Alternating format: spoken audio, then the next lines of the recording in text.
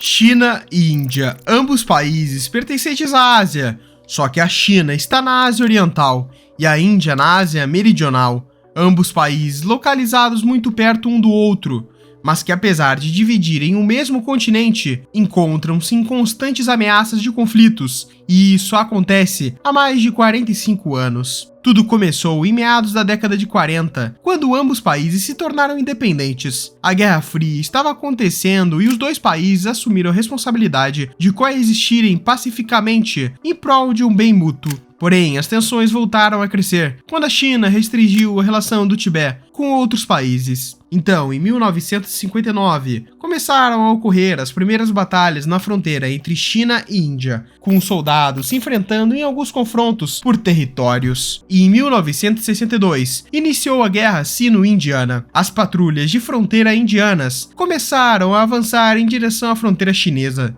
A China recebeu ordens de Mao Tse-tung, membro do governo chinês e do Partido Comunista da China, para que fosse feito o recuo das guarnições de fronteira em 20 quilômetros. Mas quando a patrulha indiana continuou avançando, o Exército de Libertação Popular, conjunto de forças armadas da China, recebeu ordens para não recuar mais, e sim deter o avanço indiano. O exército chinês então atacou a primeira vez em 20 de outubro de 1962, e a batalha perdurou durante 4 dias. O segundo ataque foi iniciado em meados de novembro e se estendeu até a Cordilheira do Himalaia, uma grande barreira geográfica que divide os dois países, mas com um confronto mais marcante tendo acontecido na linha de McMahon, onde o exército chinês derrotou uma força indiana que avançava pelo norte. A batalha só acabou em 20 de novembro de 1962, quando os chineses capturaram áreas que estavam contestadas, a região dos Himalaias e, dentro dele, o território da Caxemira e do Tibete. Nessa região, o exército chinês e indiano se enfrentaram durante um mês, e algo que se destaca é que tudo aconteceu nas montanhas de Karakoram, em uma região a mais de 4.000 metros de altura, o que dificultava a logística para ambos os lados do confronto. A linha de controle real, localizada na fronteira entre China e Índia, surgiu após batalhas sino-indianas. Mas mesmo com essa criação, os países não entraram em um consenso. Para a Índia, a linha de controle real tinha cerca de 3.500 quilômetros, enquanto a China reconheceu apenas 2.000 quilômetros de demarcação. Ao fim da guerra, a derrota da Índia para a China permitiu que a China reivindicasse a área de Aksai Chin, território de 38.000 km², no lado oeste da fronteira e localizado na região da Caxemira. Porém, atualmente, a Índia ainda reivindica a área como sua, pois é uma área que liga a província de Xi'an, no oeste do Tibete. Tempos depois, no ano de 1993, China e Índia selaram um acordo de paz, e isso foi necessário, pois mesmo depois da batalha sino-indiana e dos supostos acordos, ambos países ainda estavam em conflito por causa de suas fronteiras. Com isso, é perceptível que, mesmo que não acontecessem de forma direta, os conflitos entre China e Índia pareciam prestes a explodir a qualquer momento, pois a tensão entre esses dois países, que não desistem dos territórios, é constante. E os conflitos de fato ocorreram, mas com conflitos que aumentaram essas tensões ainda mais, ocorrendo em maio de 2020, quase meio século depois das batalhas sino-indianas. As tensões entre China e Índia resultaram novamente em disputas no Vale de Galwan, região disputada entre os dois países. A Índia alegou que a China estava transportando materiais para além de seus territórios, e a China alegou que a Índia ultrapassou a sua fronteira. Os soldados dos dois lados iniciaram então uma batalha, e como armas de fogo não são permitidas nesse território, os soldados atacaram uns aos outros em uma batalha corpo a corpo, utilizando barras de ferro e pedras. O resultado só poderia ser fatal, com mais de 20 mortes de indianos. E isso só evidencia o fato da disputa entre China e Índia, e que, mesmo que pareça que tudo se acalmou durante um tempo, a verdade é que essa batalha perdura por anos e vai continuar assim. Atualmente, a China reivindica o estado de Arunachal Pradesh, já a Índia reivindica 38.000 quilômetros da linha de controle real, localizada entre dois países no Vale do Galwan, em Ladakh, com ambos países lutando por territórios, e é importante entender o tamanho e a força de cada um deles. Os dois países estão localizados no continente asiático, como foi dito antes. A China tem mais de 9 milhões de quilômetros quadrados e 1 bilhão e 400 milhões de pessoas. Já a Índia tem cerca de 1/3 do tamanho da China e 1,5 bilhão de pessoas. Os países são banhados pelo Oceano Pacífico e Oceano Índico, respectivamente, e se locomover pelo mar não é uma grande dificuldade, nem para a Índia e nem para a China, logo com as batalhas por terra acontecendo diversas vezes, muitas das quais sem antecipação. É natural que a próxima preocupação seja a China e a Índia se enfrentarem em disputas marítimas, e isso pode acontecer muito brevemente. A China vem expandindo sua atividade marítima há anos e está se tornando cada vez mais ativa no Oceano Índico. Tudo parte de sua estratégia da Rota da Seda Marítima. Esse plano chinês consiste em adquirir vários pontos ao redor do Oceano Índico e deixar que os pontos comerciais no Sri Lanka e Paquistão pertençam apenas às empresas chinesas. Com essa expansão, a China visa conseguir o poder de duas importantes ilhas, Andamã e Nicobar.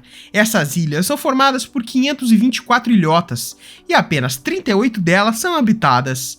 Essas ilhas se estendem por cerca de 1.000 quilômetros no Oceano Índico, passando pela entrada do Estreito de Malaca, principal ponto de passagem de embarcações da Ásia, onde acontece 80% ou mais do comércio da China. Percebendo esse crescimento e essa estratégia, a Índia formou laços com o Japão e com os Estados Unidos, e juntos instalaram uma rede de vigilância subaquática nas ilhas Andamã e Nicobar, e militarizaram cada vez mais estas ilhas, com o objetivo de monitorar as ações da China. É como um porta-aviões permanente, que dá à Índia um controle muito amplo sobre o espaço marítimo e as rotas marítimas de comunicação para monitorar navios comerciais e navios de guerra, disse Kawal Sibal, ex-secretário de Relações Exteriores da Índia. Reforçando essa ação conjunta, o Japão contribuiu financeiramente com a Índia, e em março de 2021, 36 milhões de dólares foram investidos no programa. O dinheiro foi usado para atualizar a rede elétrica na ilha de Andamã do Sul, que é onde a maior parte da população e capital de Port Blair estão localizados. Esse investimento e os esforços em antecipar o que a China está fazendo é uma tentativa da Índia de se manter relevante e não ser excluída do contato com outros países, que é o que parece ser o plano da China. Pois essa comunicação frequente entre China e Sri Lanka não parece coincidência, e sim parte de um plano para estreitar laços com Sri Lanka e excluir a Índia de quaisquer acordos futuros com o território. E ser excluído de negociações com Sri Lanka é altamente prejudicial à Índia, pois as águas do Sri Lanka são caminho para cerca de 80% da energia que chega de outros países, a Índia e a China. Além disso, por ali também circula metade dos carregamentos mundiais de petróleo, e é inegável que manter um bom relacionamento com Sri Lanka é extremamente necessário para manter a Índia funcionando como um todo. E a autopreservação foi um dos motivos do investimento da Índia em criar um sistema de monitoramento dos chineses através das ilhas Andamã e Nicobar. Esse sistema de monitoramento parte da constatação que a China vem crescendo em dominância marítima ao longo dos anos. Observando números ao longo dos anos, é possível ver um crescimento expressivo da China em questão de importações. Em 2000, as importações chinesas respondiam por apenas 13,5% do total que chegava aos portos singaleses, no Sri Lanka. Passando 17 anos, essas importações já chegam a 1/4 do total, mais do que as importações da Índia. Como forma de prevenção, outro investimento da Índia vem acontecendo há cerca de 3 anos. Em março de 2019, a Marinha Indiana anunciou que fez um acordo que conseguiu alugar um submarino nuclear russo por 10 anos. Esse submarino alugado, por este período de tempo expressivo, só reforça o temor que a Índia tem que a China domine definitivamente os mares.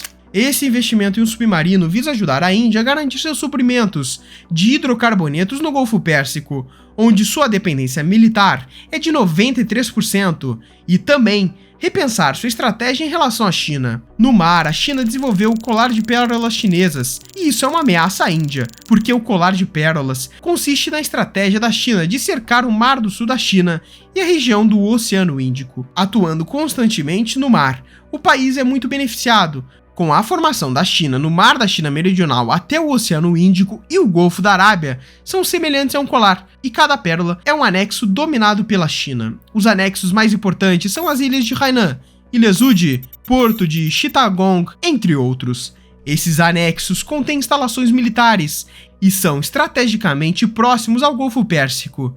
E esse avanço chinês não vem aumentando apenas de forma estratégica antecipada, mas também de forma legal. E dessa forma, Índia e China se encontram em uma disputa marítima e terrestre para ver quem vai ser a próxima potência asiática.